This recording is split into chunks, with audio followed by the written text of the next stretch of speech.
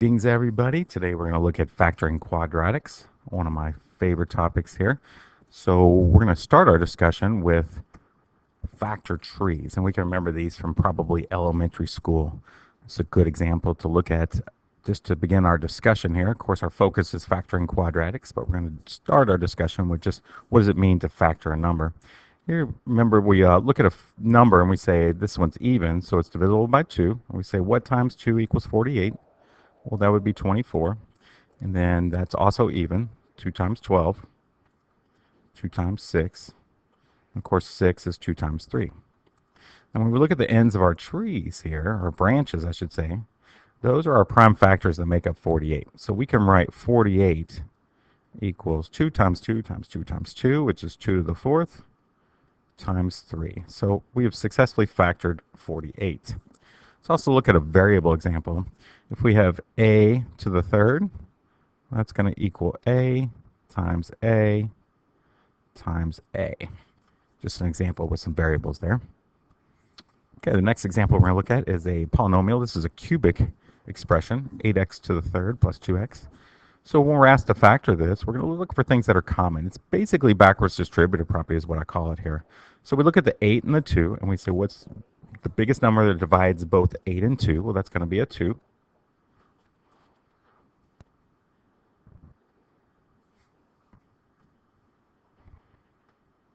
So we're going to look at what's common here. In this case, we have a 2 divides both 8 and 2.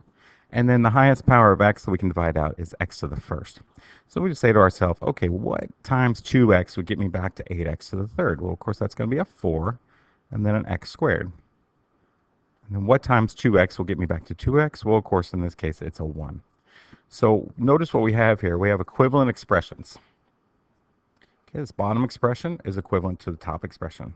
We've basically rewritten an addition problem with a multiplication problem. So that's factoring a basic binomial expression there. Okay, the next example I want to look at here is how we multiply binomials, because we're trying to do the opposite of that. We're trying to factor, which is basically division. A lot of times factoring is not taught as division, but that's what it is. But we're going to start with going the other direction, which is multiplication. So just to remind you from Algebra 1, if you remembered using the rectangle, the generic rectangle, or the box, we're going to multiply. And just to keep track of our thoughts here, we could do FOIL, which is first, outer, inner, last, and that's fine. But I like the rectangle because it works for all cases. And it also helps us when we go to factor. So here we're factoring, or we're multiplying, I should say, x plus 3 times x minus 2. So we're starting with a multiplication problem here, and we're going to turn it into an addition problem. So we're going to do x times x, which is x squared, 3 times x, which is 3x, 2 times negative 2, which is negative 6, and we have negative 2 times x, which is negative 2x. Now what we have to do at this point is look and identify, are there any common, or I should say like terms that we can add together? And in this case we do. We have 3x plus negative 2x, which is going to give us 1x.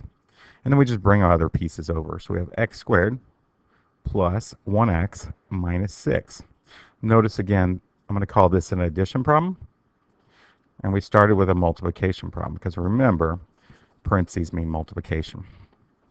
Okay, the next piece we're going to look at is now reversing that process. Now notice what I have here. I have the exact same answer down here, and that is on purpose. So I want us to see that when we multiply, the opposite of that is factoring. So when you have just x squared in the beginning, like this example, let me get rid of this for a second. Okay, so let's look at just having x squared plus x minus 6. So when it's just x squared, it's pretty easy because we know that x times x is x squared. So our first terms in both sets of parentheses is x and x. Now we look and ask these two questions. Two numbers that multiply to negative 6 but add to 1x. Remember, if it's just an x, it's a 1x. And two numbers that multiply to negative 6 but add to 1 are going to be positive 3 and negative 2. Because when I multiply 3 times negative 2, I get negative 6. When I add 3 plus negative 2, I get 1. So notice we started with what we ended with what we started with here. So this is a good example of just an x squared. So when it's just x squared, we're just going to use a set of parentheses and lay it out like that. Now our next example, I'm going to need to set up a little grid here for us, a little device so that we can factor, because it does get tougher as we go along. So the pieces that we're going to look at today, I'm going to call ax squared, bx, and c. Ax squared plus bx plus c. So that's how we're going to name our quadratic expressions, our trinomials. We call these trinomials. Now, in order to factor this, we use a little device here called what I call the diamond and the box. And the pieces are very important where they go. So I've laid out a little graphic here. So this applies for any quadratic that that is factorable. So what we're going to do is, in the top of the diamond, we're going to do ax squared times c. We're going to bring our bx term here, and we're going to figure out our sides here. Remember, we just looked at an example, two numbers that multiply to -6, but add to 1. That's kind of what we have to do, but it gets pretty complicated when we have something besides a 1x squared. Now over here in the rectangle, once we get our sides, so the spots in the rectangle are going to be our numbers and expressions that we come up with on the sides of the diamond. So those are going to go in our box eventually. And we're just going to, at the last stage, bring in our ax squared and our c into our graphic organizer here. Okay, so that's going to be very important. So make sure you have that in your notes. Okay, now let's look at actual example here. So the example we're going to look at is 6x squared plus 11x plus 3. Now remember, the top of the diamond was ax squared times c. So ax squared times c. So in this case, we get 18x squared. Okay, don't confuse that with the left bottom of the rectangle over here. You're not going to put an ax squared times c. That's a very common mistake. We're actually just going to put the ax squared. So just kind of put that over there for now as a placeholder to remind us. Okay, now the bottom of the diamond here, we're going to bring in the 11x. So there's our bx term. In this case, it's 11x. Now what we're looking for are factor pairs of ax squared times c, and really just the number part for now will be fine, that multiply to 18, so we can put an m there to remind ourselves, and an a down here, and add to 11. So two numbers that multiply to 18 but add to 11. Now this pair is pretty easy to figure out, but when we get more complicated examples, sometimes it's helpful to have a little table here. So we'll list out all factor pairs of 18. So 1 times 18, 2 times 9, and 3 times 6. And what we're looking for is the pair that adds to the bx number. So in this case, it's going to be 2 and 9. So the sides of the diamond in this case will be 2x and 9x. And we're just going to confirm they multiply to 18x squared and add to 11x. And in this case, that is correct. So we're going to go ahead and put our sides of the diamond over here. And we're going to pull down our, remember we put our c term up here. Now our last stage, remember our goal here. Our goal is to write factor expression of what we started with. So we want to kind of write what we have down here. In order to get there, once we have our graphic organizer of our rectangle, we need to look for common factors. That's why I started the discussion with factor trees. So we're going to look at our top row up here. The 2 and the 3, the common factor there is a 1. Nothing else will divide 2 and 3 without a remainder. Then we look at our bottom row, 6x squared and 9x, and we say, okay, 6 and 9 is divisible by 3 and also divisible by x. So we're going to factor out a 3x. Then we look at our left column here. We're going to say 2 and 6. The common factor there is a 2. We also have an x in common. And then we're going to look at 3 and 9, our last column over here, which is going to be 3 divides both of those numbers, 3 and 9. Now we have our factor pairs, 3x plus 1, and we have 2x plus 3. Okay, let me circle that. That's our final answer.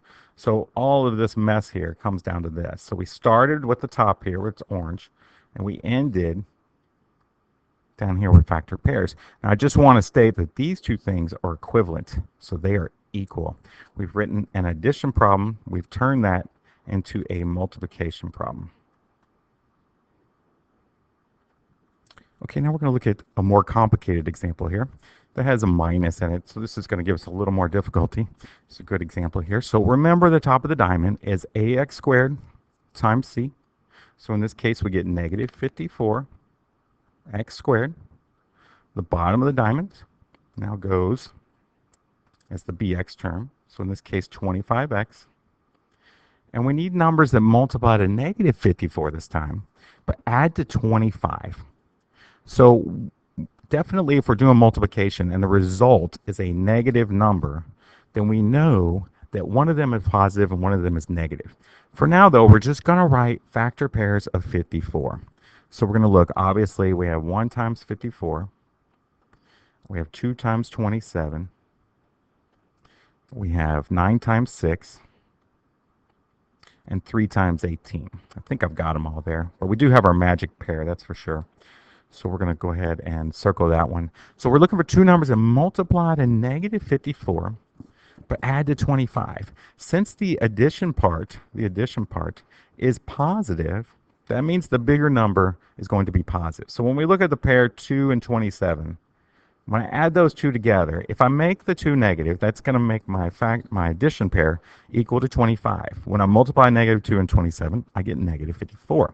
So my magic pair is negative 2x and 27x.